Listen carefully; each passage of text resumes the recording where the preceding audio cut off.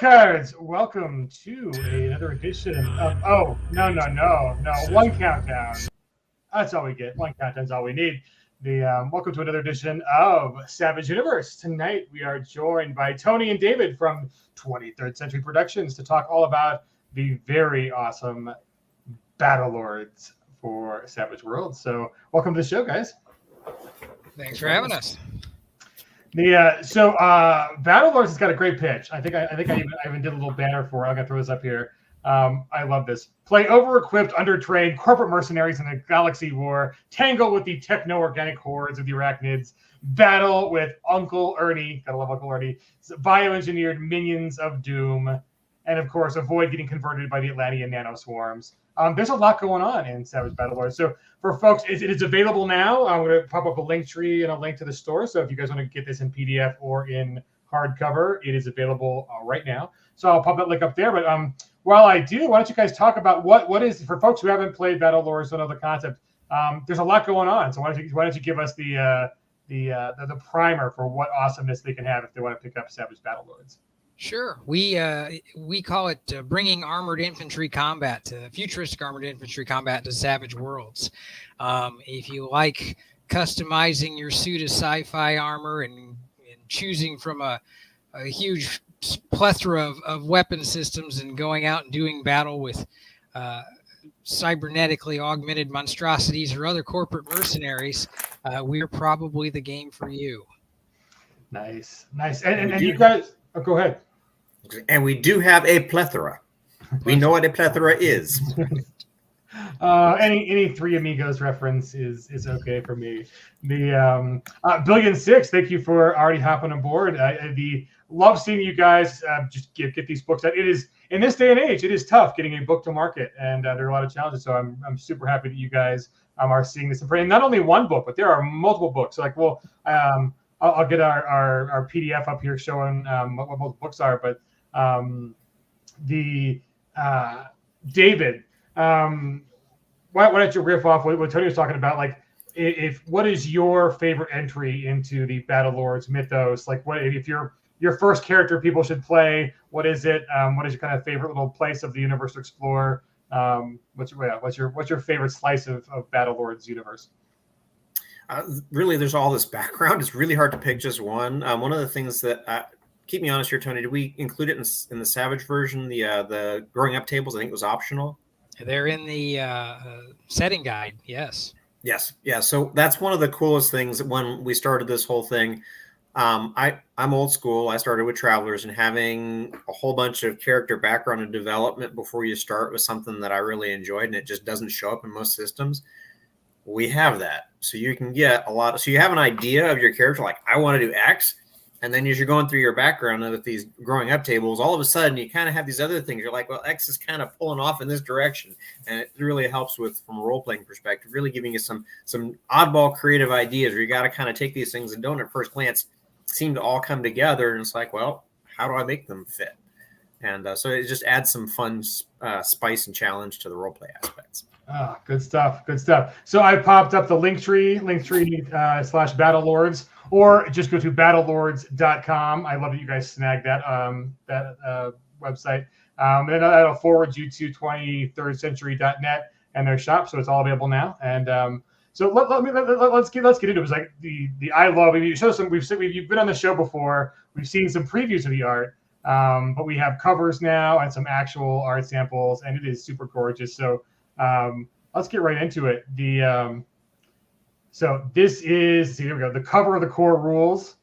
Fantastic. Tell us, what are we looking at here? What is the armor about? What's the planet about? What's going on in the cover? Well, when we talked to our artist, that's one of our favorite artists, Kiki, and we told her we wanted to make sure no one confused it for Peace Lords when she was doing the cover, and she hit a home run with that. What you're looking at there is an Eridani sword saint in a customized suit of battle armor, and he's ably dispatching his foes. Yeah, it looks like recently separated from their carapace head. This is awesome. Yeah, this was what we call a target-rich environment. It is, and I love the logo. The layout looks great.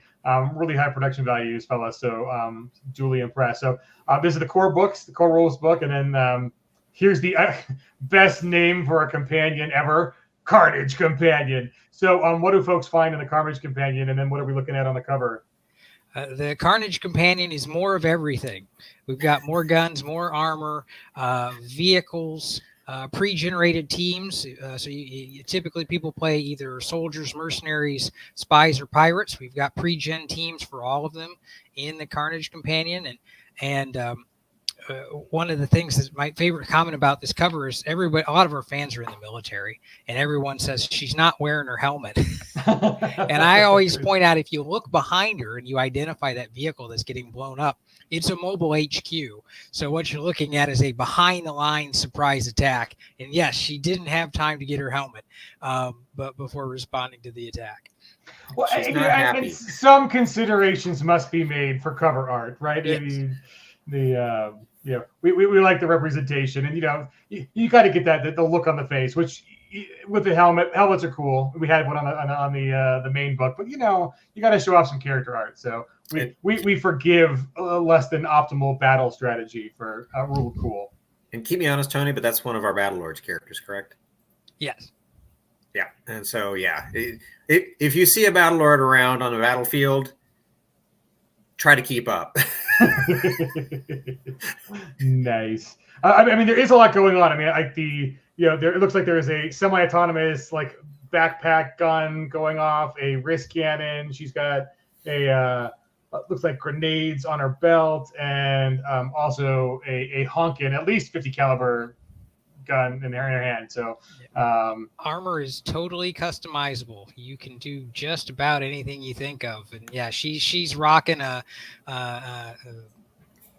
laser anti-missile system on the shoulder and reflex missile pack on the back, and arm rockets on the right arm. And yeah, she's ready to go. Nice. Oh, looks amazing. And all that and more on the Alliance setting guide. So tell us, what's in the Alliance setting guide? So as David mentioned, we've got what are we on 30, 32, 33 years of lore for Battlelords. We've been around a long time. And the setting guide has everything you need to know about the Battlelords universe, how the Megacorps work, how the Alliance works. We've also got all the spaceships in the setting guide, as well as the spaceship combat rules, which I really like. I think they meshed in well with Savage Worlds chase rules. And again, as Dave mentioned earlier, there's also the character development tables, the I was just growing up tables, and the fickle finger of fate table, which is either really good or really bad. But the rule is, once you roll on it, you're stuck with it. Those are fun. I think a lot of the appeal of kind of the old school feel, and just some games like Traveler and those life path kind of things. Those are just really fun ways of exploring interesting ideas to make a character to surprise even you, right? That it's not just all making exactly the character you want to make. Like sometimes throwing those, going to those tables and seeing the results really allows for some unique things that are surprising and fresh, as a player. So I appreciate those. I mean, even just the reading through some of those tables and seeing the ideas, even if your game master is super nice, lets you pick versus rolling. But even just leaving things up to fate is a totally awesome way to play. So super excited for this. Yep. And then just from a setting perspective, just Tony was talking about the Megacorps. Basically, we're in a dark dystopian future. Mm-hmm. The Megacorps run everything. You are basically stuck with whatever it is you've got, and becoming a Battlelord is one of the only paths out. It's sort of like modern sports today. It can be a path out of poverty or whatever you're stuck in if you can survive. And not many survive the first year or two of mercenary life. But it is a way out of all that, because at the end of the day, the bottom almighty dollar or credits in this future setting really are driving things, and OSHA isn't really a thing. So it's usually cheaper to just bring in a new worker than to put in that new rail. And that's okay. They'll figure it out, or we'll get somebody new that will. This is interesting. Like, not a Savage Worlds product. So and I won't even mention what it is, but I was discussing another popular game that's on the market, and the authors of that game went very wish fulfillment utopian in kind of their futurism. And a lot of the comments from other people who picked it up were like, I don't know what to play here. I don't know how to be a hero in this world because it's so many problems have already been solved. Is there room for heroes? Is there a big bad or an evil to overcome? Can I be really good when everything is kind of, settled? So I think that's an important thing for role-playing games, is that there is room for the players to face immediate challenges that are obvious, face challenges that are not obvious, and then have the ability to be heroic and to change things and to have uncertainty.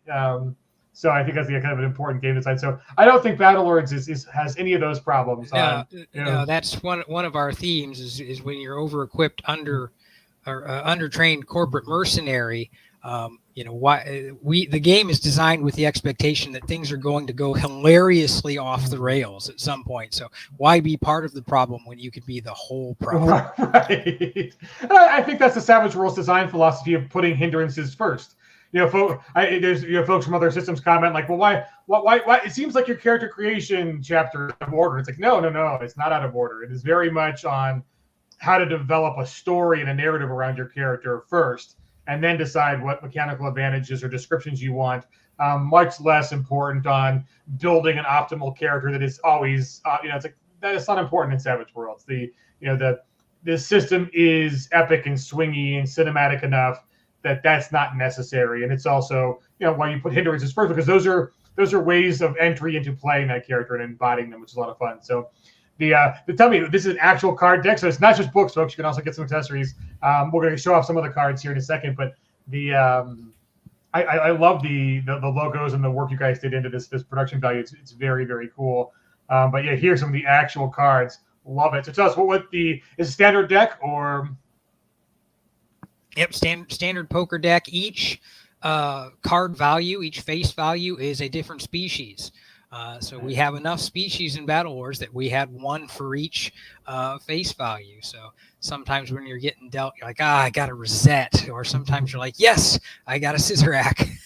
So. Nice. So yeah, why don't you talk a little bit about that? Like, what kind of, in addition to being dystopian future, space, battle suits, awesome mercenary stuff going on, what is the kind of species dynamic that's available in this game? So we've got over a dozen of them, and essentially the whole reason for the Alliance to exist in Battlelords is it's a mutual protection pact. They're being invaded by the hordes of the arachnids, and there's some other threats, and so they've all banded together, and a lot of them don't really like each other. Some of them have been at war with each other in the past. So you can run pretty much anything from your Chitalian empaths to your Scissorak cats. I mentioned the Eridani Sword Saints, who are very sort of samurai and feudal. And you've got your big, massive python lizards and their terrestrial cousins, the ram pythons, the Machiavellian Fentari squids, the Fot, which, speaking of Uncle Ernie, were genetically engineered by him as a practical joke. They're human-rabbit hybrids. There's something for everybody. And we also, a lot of the races, or we call them species, have innate psychic powers, and we use the power mechanics in Savage Worlds to represent that.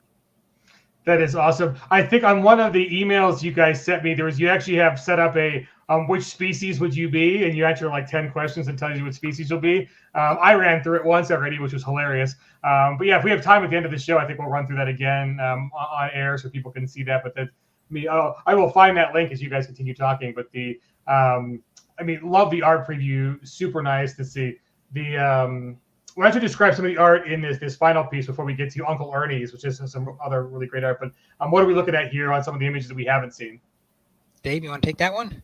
Well, I was going to say, before I jump to that one, going back to the characters, from the perspective of humans, it's sort of like we leveled up. It's like, hey, we've solved our stuff. We've come together as a world. We're no more nukes. We're starting to get things together. And they're like, oh, yeah, well, now we're pulling you into the big leagues. Congratulations. There's an invasion going on. We're going to need your help. What? Oh. So we've got a lot going on in these images. I'll start in the top left. We've already seen that one image. A Battlelord is a role, or it's sort of like a Texas Ranger or U.S. Marshal. They've been given responsibilities for a large sector of space. And the Alliance is basically giving them the ability to just do whatever they have to keep a lid on it and keep things under control, because there's just too much. Space is just huge. I think it's a long way to the chemist. That's nothing compared to space. Had to drop in a reference there. Douglas Adams. So she's there to deal with whatever problem is she's dealing with, and they caught her mobile HQ, so she's not had a good day. It's not going to go well for the other team. We've got a few things. I think we've got an image of a vehicle there at the top. It's a little hard for me to see on this screen. So we've got a couple of Humpties. So you get into mecha at the upper end of the spectrum. If you want to get into mecha, we've got them. So you're seeing several different advantages there. You got a vehicle, basically a dropship kind of a transport carrier. Then at the bottom of those four, you're seeing a Pythonian lizard. Think like alligator snapping turtle, but 8.5, 9 feet tall, kind of like Andre the Giant, but bigger. Nice. Much bigger. His bigger cousin from another mother, I guess. And then you got the Scissorak. Think Battle Cat with gun on its back. Who doesn't want to play a Battle Cat? In the top right, we've actually got the bad guy from Uncle Ernie's testing ground. I'm drawing a blank on the name of that one, Tony. Harbordine's Warrior. Thank you. Harbordine's Warrior. We've got another dropship coming in to land and drop off soldiers. Shoulders. There's on the bottom there, that's a Bohemian class star cruiser. So if you're rich enough and famous enough, you might have your own personal ship with its own personal beach, waterfront inside it. Living the life, enjoying Mai Tais or whatever your favorite drink of choice is. Or in the case of the Orions. Like Flotsam Paradise from Fifth Element, right? Yes, exactly. Nice. You could be listening to that opera and that diva. I love it. This sounds a little more gritty than Fifth Element, but I totally dig the vibe. Yep, and then going down, we get back into the gritty again. You've got the Atlantean right there in the small corner right picture, and to its left, you see a larger arachnid warrior, and these are the guys that are invading. And it's a bad day if you have to run up against one of those and you're not pretty far down the path of leveling up, as they say. Those look pretty serious. It's an arachnid warrior is a bad day. An Atlantean is going to be a short day. Hope you wear the brown pants. Yeah. Yeah. So who is Uncle Ernie in this setting?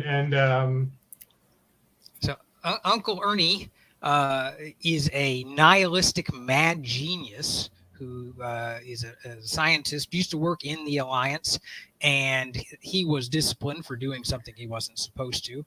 And given his titanic ego, was greatly offended and left the Alliance to form ARM, the Anarchist Rebellion Movement. And now, to get back at the evil Alliance for not letting him do what he wanted to do, which was pretty much be bad, he manufactures bioengineered and cybernetically augmented killing machines, which he sells or distributes to the highest bidder, or sometimes just for fun and giggles. He'll drop them off on a planet just to see how they work, and that's how he spends his time is making these living weapons, which he will sell to unscrupulous individuals, or sometimes just drop them off for giggles. The art on these are fantastic. You guys went all out on this. I mean, some of these look like something I just had removed during a recent procedure. I'm not going to talk about it. Just really, I recognize some there's definitely a little influence from some film and some other, like real life insects. But I just love where you guys have gone on these. They're instantly recognizable for the ick factor, but also alien enough where they're very fresh and unique. So. What is this gargantuan? That's our space worm in Uncle Ernie. The newest book we're working on is Uncle Ernie's ARM Summer Catalog, and it's going to be a book for Savage Worlds, where you can get these monsters to throw at wild cards in your game.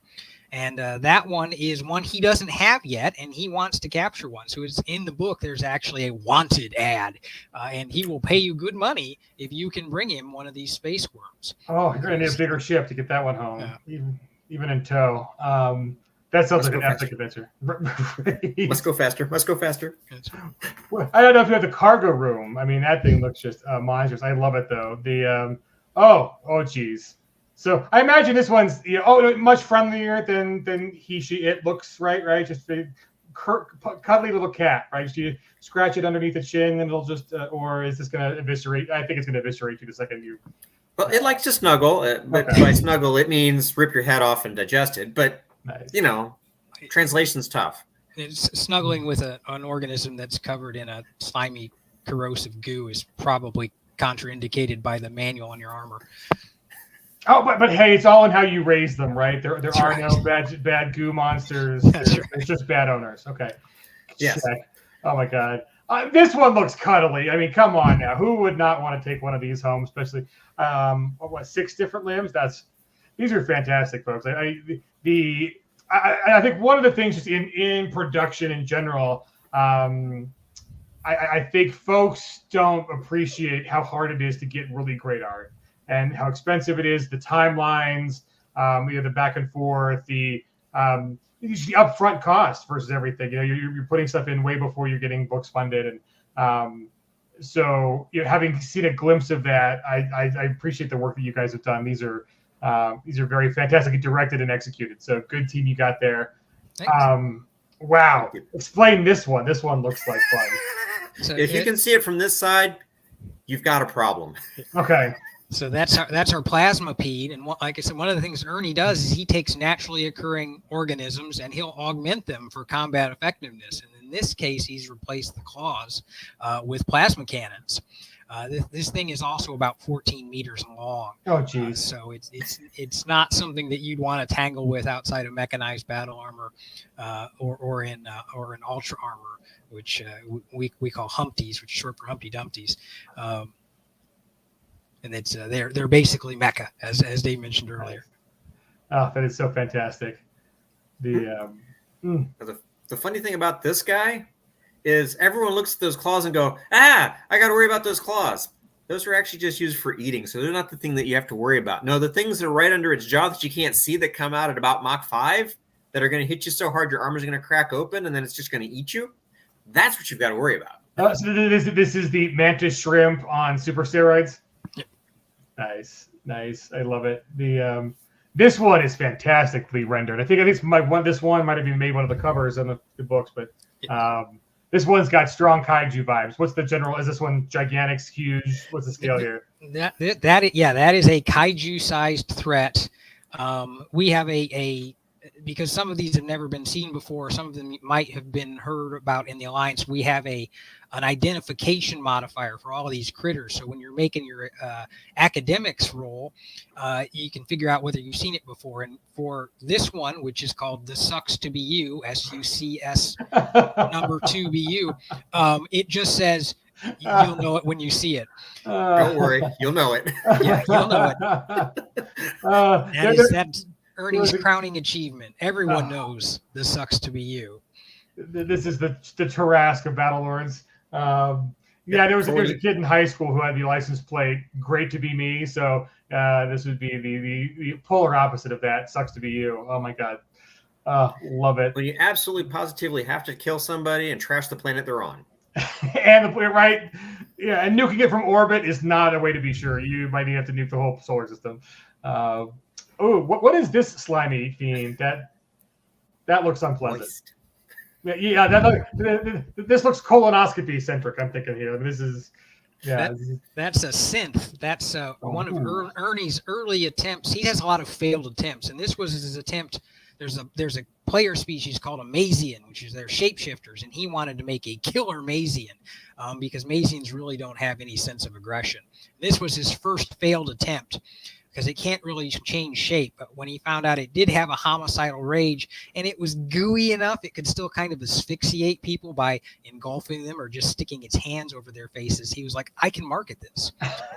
I think we even have a preview, like some stats on these synths. So we'll have more synth here in a second. This one looks fun.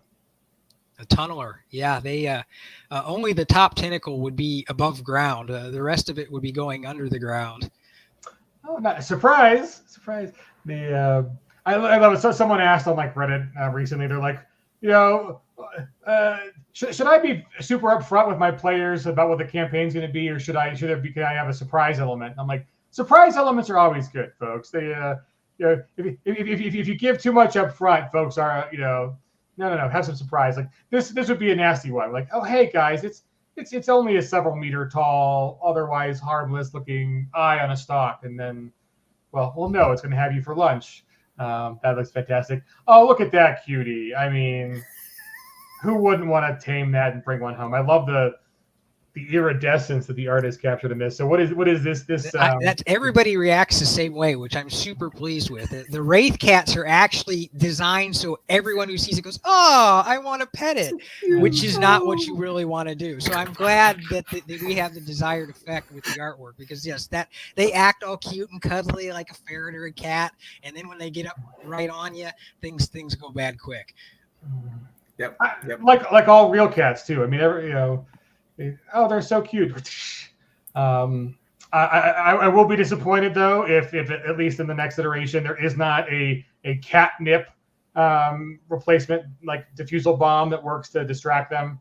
Like that would be my go-to. But I get strong. The fun thing about this one, we took some inspiration from several different things on Earth.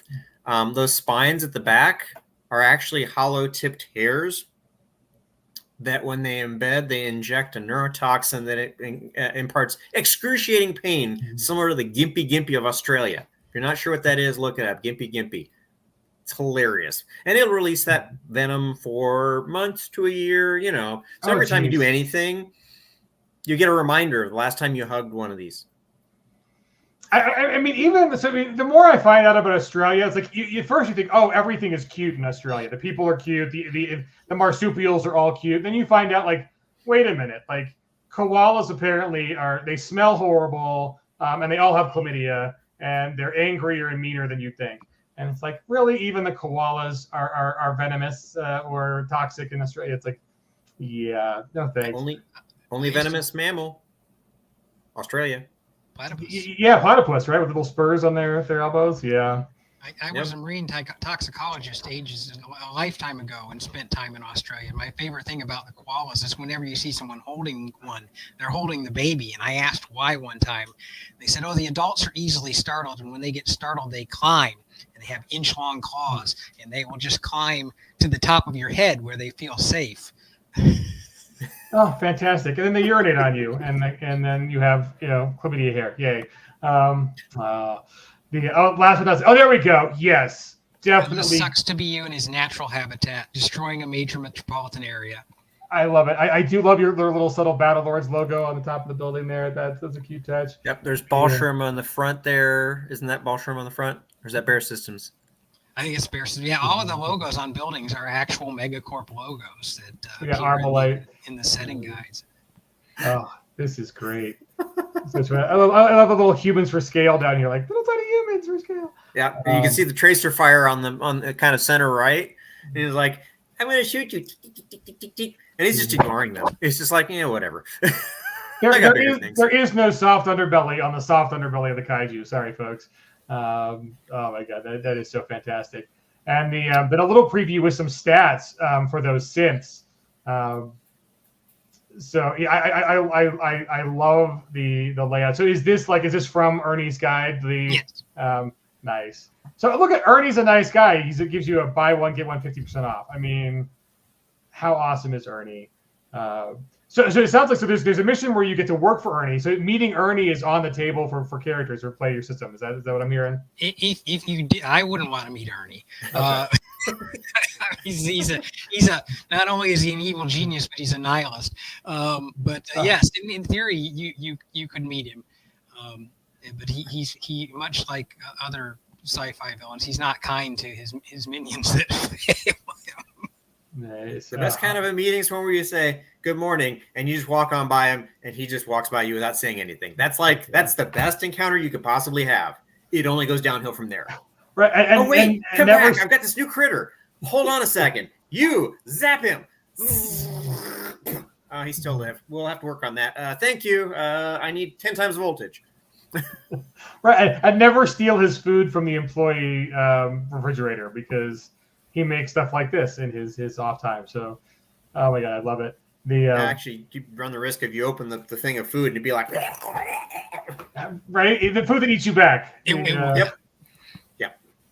Oh, I love it. So I'll leave these stats up here. But like, your layout, guys, is really really nicely done. It's definitely got that kind of future screen feel. And I mean, look at all of the character options, the bestiary options that are on here. Extra actions, hardy, no vital organs, remote controlled.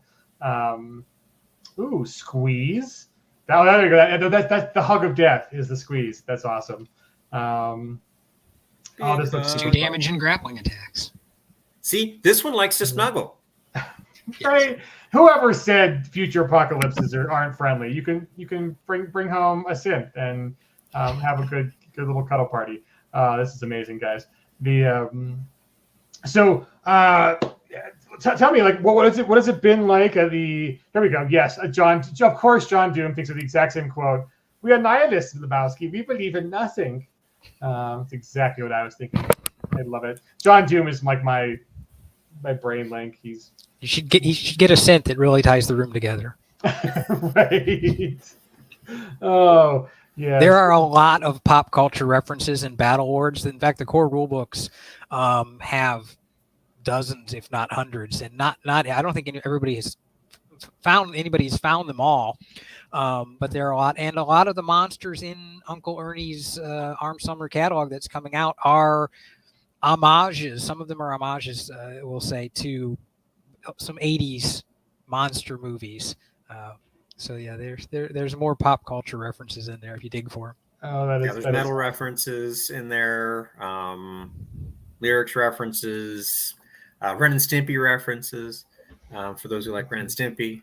So there's all kinds of references out there. Simpsons, Monty Python, Simpsons, you name Monty it. Python, lots of Monty Python. Yeah, we had a lot of fun with Python. I mean, that's almost required, right? I mean, that is so tell folks, like, what is available right now, and then you hit like Ernie's was upcoming, but if they go to your store right now, what should they pick up to get into Savage Battlelords? We have all the Savage Battlelords books. That was our main reason to wanting to talk to you guys, is that now that the Kickstarter is, I believe there might be a couple people in Europe who haven't gotten their books yet, but it's essentially fulfilled, and now all those books are publicly available. So the core rules for Savage Battlelords is available. The Carnage Companion is available.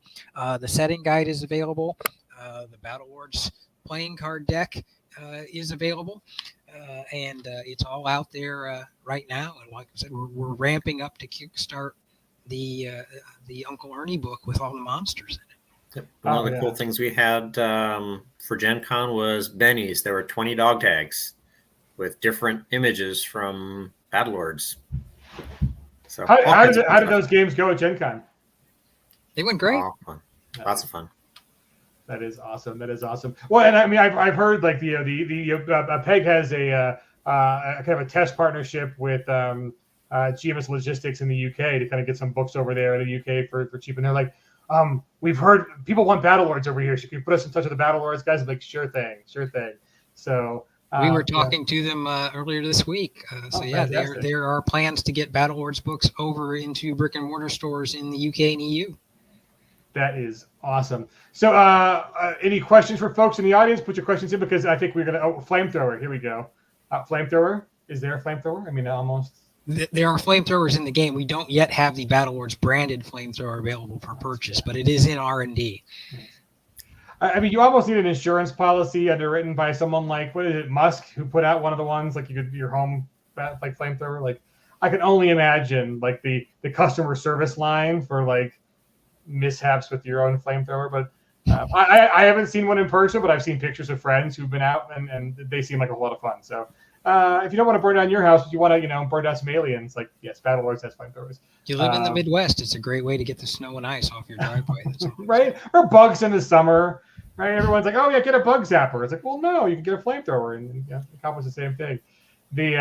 So I had a lot of fun doing this before, so I think we'll let me see if I can't get the shared screen. Let's see, stop that one, do another one. But we can do the which Battlelord species are you quiz, which is a lot of fun. Let's see where we are. Share screen. We got a whole window too. Here we go. So yeah, let me get the link in the chat for folks. This is the link. It's bit.ly/SBLS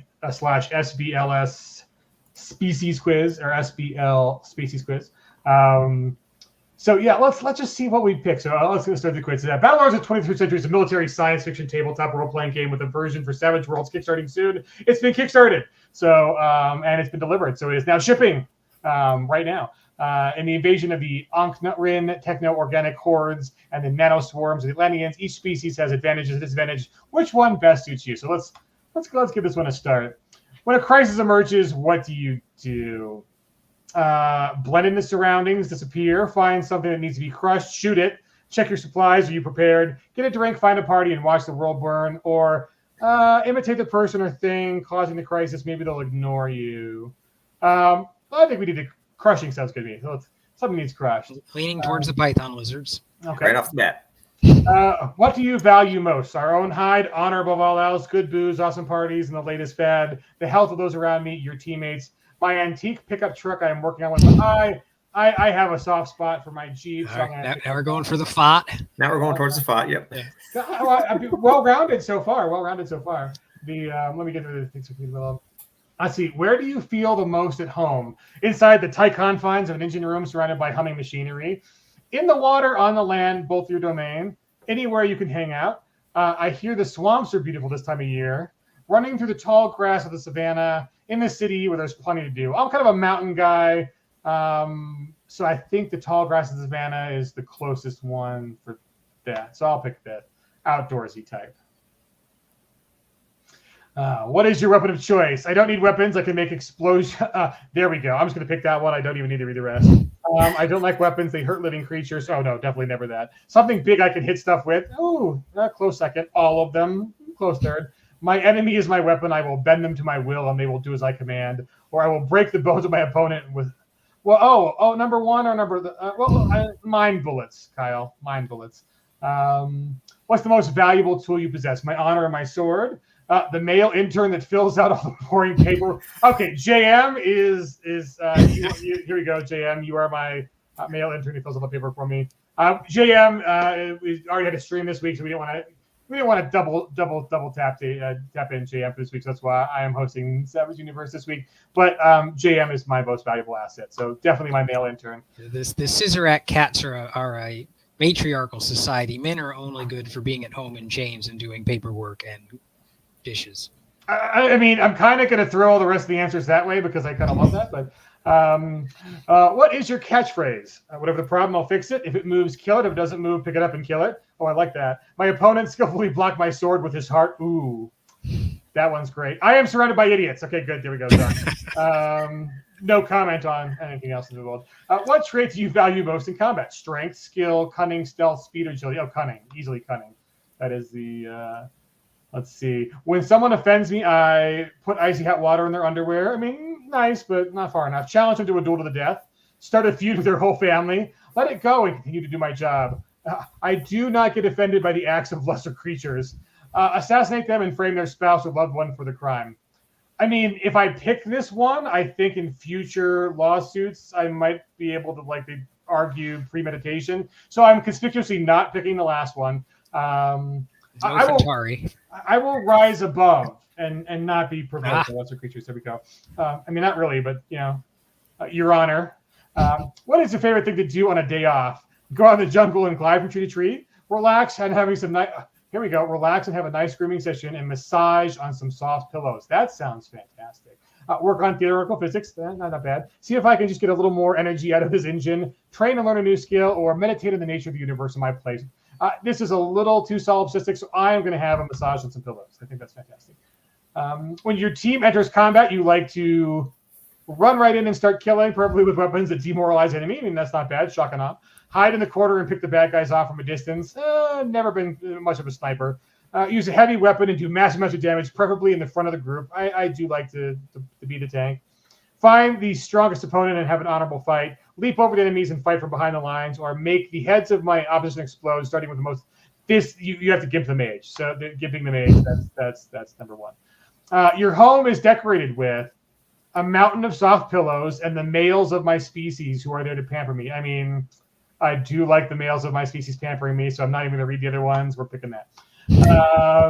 You find yourself in the back of a police cruiser. I deny everything and demand proof.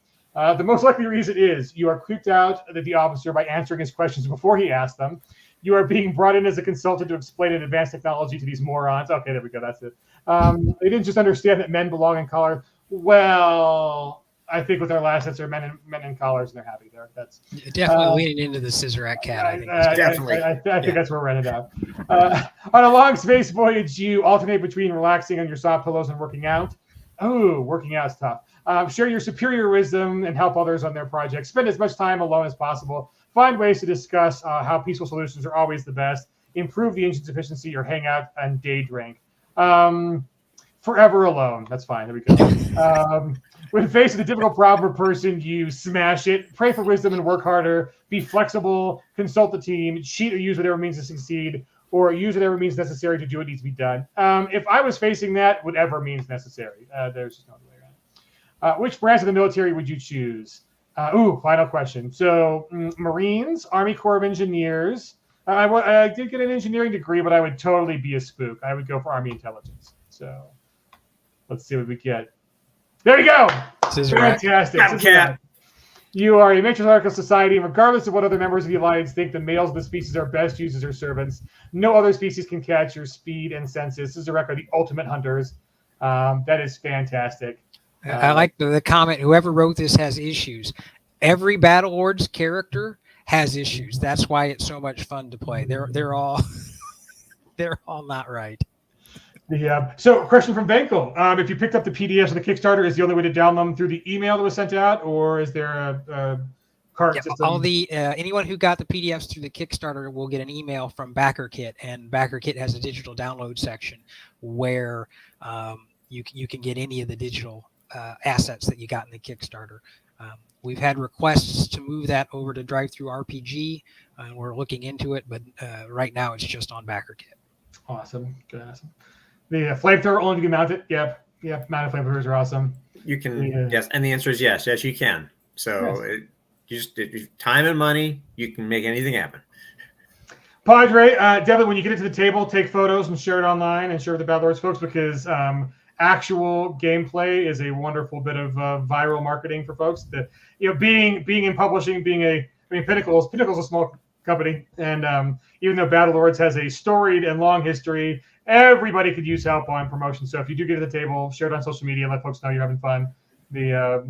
I do agree that some of those questions were fantastically written with awesome answers. Well, sure, but it is space and cats are weird, so we can cover it. Appreciate you joining us, buddy. So yeah, guys, really fantastic. So again, Battlelords, it is out and available now. You can head on over, throw up the one more time to go and pick up your hard copies. And then what is your kind of window for the Kickstarter for the awesome kind of, I call the Ernie's book, Uncle Ernie's book, a monstrous manual, right? Kind of a, it's a fair description. It's and the whole thing is designed to kind of look like a futuristic version of the 1983 Sears catalog. So we think people will get that vibe. But we're trying to kickstart it before the end of the year. So hopefully it will be up and running by November. Oh, awesome! So right around the corner here, guys. So good deal. Well, I should invite you guys to know we are throwing Halloween 4 on the last weekend in October. If you guys want to actually run some Battlelords for folks, check out the PEG newsletter to get the link. If you guys, I'm just chilling for you guys to run some games. Hopefully, folks can sign up and play them and enjoy them. But I heard great things about the games you guys ran at Gen Con, so I'm sure if you guys do the online thing, it's all virtual convention. So I encourage you to run some folks for games. So, folks, there is a sign-up link on their link tree. Let me see if I can find that one more time. Way back at the beginning. Where did we put your link tree? There we go. Link tree, Battlelords. So yeah, sign up for their newsletter so you guys can get informed of when their next Kickstarter launches. But if you want the PDF, so are the PDFs available on DriveThru yet, or just on your website? Yeah, they're both. Okay, both. Awesome. All of the above. Head to DriveThru, head to battlelords.com, and which we have 23rd-century.net. Pick up Battlelords. I'm super excited. I really love the production value. I think it's great that you guys. John Doom's #1 badge. So John Doom will play in your Battlelords game if you guys choose the right one. one or several. But yeah, looking forward to seeing your guys' next Kickstarter. It's awesome just to see another successful project that has been kickstarted and funded. You guys, your turnaround time was pretty awesome too. So that's great that you guys are so on top of the ball and keeping Battlelords alive. But thanks for all the awesome art and the previews. And any final comments from either of you guys? No, we just hope everybody enjoys Uncle Ernie's summer catalog, and it can be adapted to any Savage Worlds game. It would be super easy to drop those critters into any game where you're using the sci-fi companion, the superpowers companion, or with a little tweaking, you could even drop them into Deadlands or a horror campaign. Oh, puppers. Hannibal's excited too. You want to play Battlelords? So fluffy. Yeah. So fluffy. Oh, I think if he were in Uncle Ernie's catalog, you would be the monster dog, buddy. Absolutely. Well, I got to run and get Mr. Fluff to the dog park. But guys, congratulations on the successful Kickstarter. It is great seeing you guys succeed. And thanks for bringing your game to Savage Worlds. It's a lot of fun to have more options for big, bad, futuristic space awesomeness with all of the bells and whistles. And looking forward to that Uncle Ernie's catalog coming up here before the end of the year. So other than that, folks, appreciate it. I'm getting the full treatment over here. I know. We'll go to the dog park soon, but this is the problem. You said the words. It's a binding contract. Right. He's looking at me now, like very, like I heard those words. That's the problem with like the encroaching winter is like the sunsets get earlier and earlier. So, well, guys, we will be back again next Thursday with JM. And other than that, there is a Kickstarter running on right now for Night Train. Let me throw you a link in there because I would be remiss if I didn't mention that we've got a Night Train Kickstarter. Right? It's the 25th anniversary of Night Train. Of course, I am not logged in to pull up the link. It is John Goff's Super Killer Adventure from Deadlands. It's the first time it's appearing in Suede. All new art, some great maps. The box set is killer. There's also 2 more adventures that are with it. There are already over 1,500 backers, so the campaign has been fantastic. So thank you all for your support already. If you haven't backed it, it'll be running for a couple more weeks, so you got some time. I think it's like the first week in November that we're closing that one out, but I will throw in a link here momentarily. We are already up to almost 94K, which is fantastic. But it's all the stretch goals are already baked in. It's a booster campaign, so all the values there. The awesome thing about all of the physical and the digital pledges is that if you get the box set, you get a free $24 value dime novel collection with some of the greatest writers in the RPG sphere for free. And so super value right there. And here is the link there for the Night Train 25th anniversary. And let's see, copy. This is the problem with like paste work. Oh, here we go. Oh, never mind. Yes, next Thursday. Yes. Oh, I'm sorry. No. Next Thursday, JM is at GameholeCon. So I don't know if we'll have a stream next Thursday. We'll see. That's correct. Next Thursday is actually GameholeCon. I can't believe it's here that fast. But there we go. There's the link to the Night Train. John Goff, epic, TPK-inducing train full of vampires. It is not in the future and it's not in space. So there is definitely room for Night Train and Battlelords on your Savage Worlds gaming calendar. But yeah, so all the folks who are coming to GameholeCon next week, a bunch of folks will be there from PEG. So look for the Savage Worlds Adventure Edition shirts with the logo on the front and Doomguard on the back. If you haven't heard about Doomguard, it is our Supers versus Cthulhu board game, and JM and Mark Gacy will be demoing it all weekend long in the demo hall, the board game promo table. So you don't even need tickets to show up and play. It'll be a lot of fun. Other than that, folks, we will see you at some point when JM returns from Game Hall. I'm not going, a little tear. But yeah, we will see you guys soon. But check out Battlelords 21st Century. Congratulations again, Tony and David. And we'll have you guys back on when you get the Kickstarter up and running so folks know that they can get in on all that Uncle Ernie's action. Art looks fantastic. Super proud of what you guys have done. So other than that, why don't you guys get out and play some Savage Worlds this weekend. Put in your games for Halloween 4. The link is in the newsletter. If not, head to tabletop.events, and Halloween 4 is up and ready for game submissions. And as I approve games, the tickets will be available. So that'll be the last weekend in October. So we will see you guys when we see you, folks. Appreciate it. Thanks again, Tony. Thanks again, David. Thank you. Thanks.